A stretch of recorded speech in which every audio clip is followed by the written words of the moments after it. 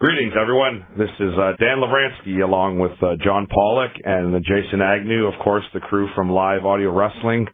We're doing this special update to put on the website because of the horrific story over the past few days, of course, concerning Chris Benoit and the murder of his wife and son and his own suicide. As you can tell, we're still trying to digest the news as we get things and try to figure out our own perspective on this. It's a very, very complex story and one you just can't, charge running into like a bull in a china shop. Before we start here, I'm just going to run through some of the big points that came out today in the press conference with the Fayette, Georgia County District Attorney, Scott Ballard, had quite a bit to say. He said that Nancy's wrists and feet were bound with tape. There was blood behind her head when they found her. She was in an upstairs living room. They believe that Benoit killed her on Friday night via suffocation and then did the same to Daniel on Saturday morning before he went down to his weight room himself and hung himself. There appears to have been no note left. There was no suicide notes. Anabolic steroids and what was described by most law enforcement as a legal prescription medication was found in the house. They haven't given us a complete list yet, so we're still up on that. And, of course, the bodies will have to go through a toxicology report, and that will take a little bit of time. That usually takes a few weeks, so we won't know completely what's going on there.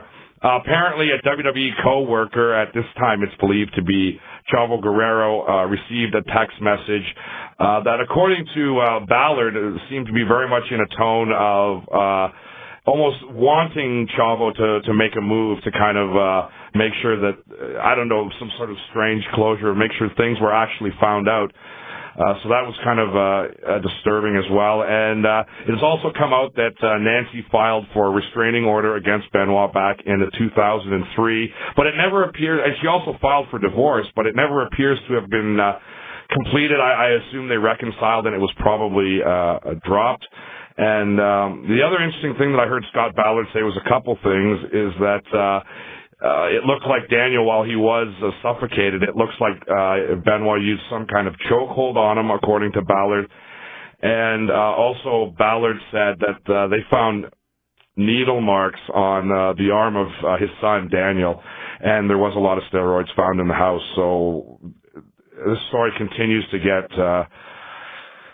scarier and scarier, and we're just here trying to deal with it.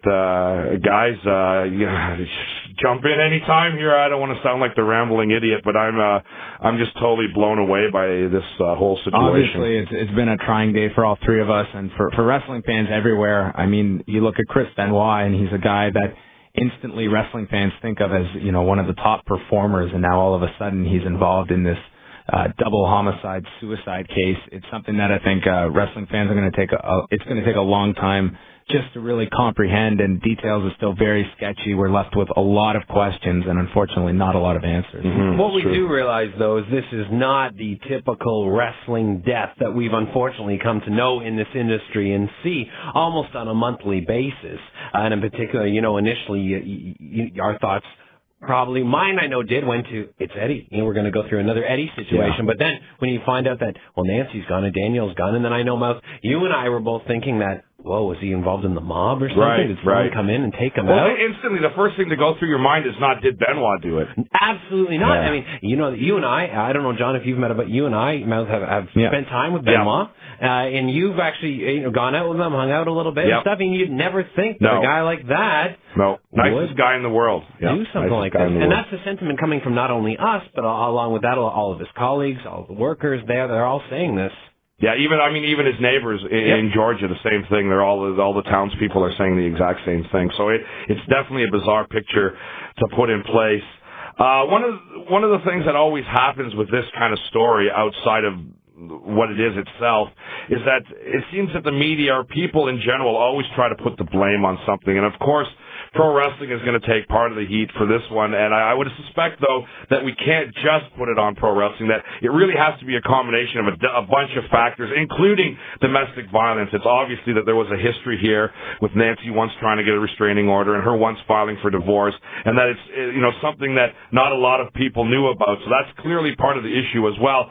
But then, finding the steroids in the house and the needle marks on his son's arm, that categorically, that screams pro wrestling. So I think we need to realize, first off, that you can't really, like most things, put the blame in one single place. You have to look at the bigger picture. No, and I think professional wrestling is going to take the brunt of the blame coming out of this, just because people need something to channel this confusion towards. And pro wrestling, let's be honest, the dirty little secret is out now of wrestlers not making it to the age of 40, 45 years old. I mean, we know the list, but now it's the mainstream world, the CNNs of the world that are seeing that. Look at this industry that's fueled by guys on steroids and painkillers. And though I'm not comfortable with people saying that pro wrestling killed Nancy and Daniel Benoit, a lot of people are going to now put the WWE under the microscope and look at the dirty underbelly of professional wrestling now and the drugs involved with it. The funny thing with this is that this death is the most unrelated to the problem at hand. Right. It's not necessarily the drugs. It's not necessarily the road schedule. This one is the most unrelated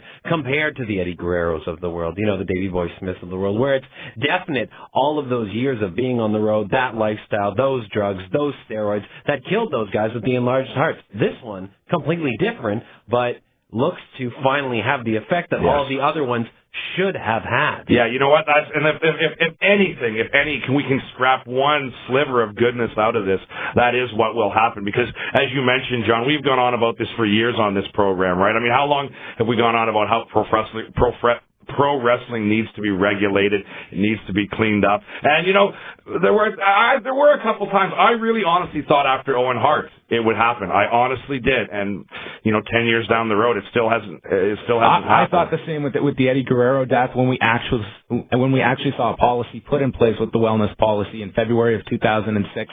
I can't say this is not completely disconnected from other wrestling deaths. I mean, drugs were prevalent here in this death, the cause of which we don't know to which severity. But that being said, Chris Benoit, obviously, as we found out today, has a history of domestic problems and domestic violence.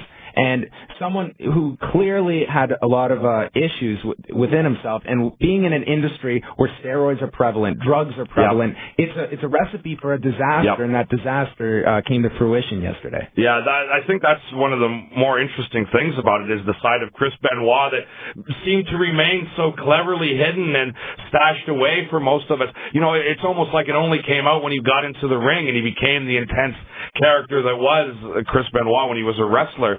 But again, like Jay said earlier, to meet him, you would never ever expect that he would do that or be capable of this. Like until about just a few hours ago, I was still like, no, he couldn't have done it. He couldn't have done it. I did not want to believe that he did it. And you look at other cases that are similar to this. Like look at the Scott Peterson case, where it's another guy who just this quiet guy living with his wife, and then all of a sudden kills her. So and we even heard it on the Raw tribute last night of guys saying Benoit, kept to himself a lot. He was very quiet. He was a very private person, let few people into his little inner circle. And here you had a guy that clearly had a lot of issues that he kept to himself. Yeah, and make no mistake, domestic violence is not something to laugh at. I mean, it's one of those things that's been a problem for a long time, and I know it gets trivialized in stuff like stupid TV movies and bad stuff like that, but it is really a big-time issue, and it is one that's very relevant. I mean, for those of you that, that are listening to this for wherever you are in the world, right here in the Toronto area, yesterday, the exact same thing. A double murder-suicide. The same thing. The husband shot his wife, killed the mother-in-law, and killed himself. So, this is something that is happening all the time. Of course, it gets more attention when it's somebody in the limelight, but it's definitely part of this issue from wrestling. We can't separate the two. And I hope, obviously, there's no good that can come when three people die like this, one being suicide as well. But if there is a glimmer of hope at the end of this, it's that professional wrestling can possibly clean up its act. And I don't know if it's possible. I don't know if commissions are going to be interested in looking down at pro wrestling and spending money to put commissions in state to assure that drugs are taken out. Will WWE take that necessary step from a public relations standpoint to police themselves to avoid this type of publicity? Well, you see, and that brings up a great point that we should discuss here while we're talking about it, is the WWE reaction. At the moment, and I understand that they want to try to protect themselves to a certain degree, but they are doing everything under their power to disassociate themselves from this. In fact, they have removed Chris Benoit from their website. His history, his title match at WrestleMania is not listed on the card if you go look at the results of that event. They are doing everything within their power to distance themselves instead of what he should be doing is stepping up and really putting something in place. I honestly hope it is finally what the government needs. And I think the fact that a small child was involved, that it will create a much bigger stir, a much bigger, it'll get much more attention. And I think maybe, you really might see it. We might finally see it. I think just with the steroids involved with a 7-year-old child, I mean, that is going to be what everyone looks at. And it's a real wake-up call for a lot of people. This is going to be the biggest story and nightmare to hit the WWE, I would argue, in its history right now. They have to do something because all eyes are on their reaction now. Yeah, it's very important to see what Vince does over the next few days and whether he knows what he has to do. And that's what we're going to look at this weekend when we're back here on the website and on Fight Network Radio and across North America on Sirius.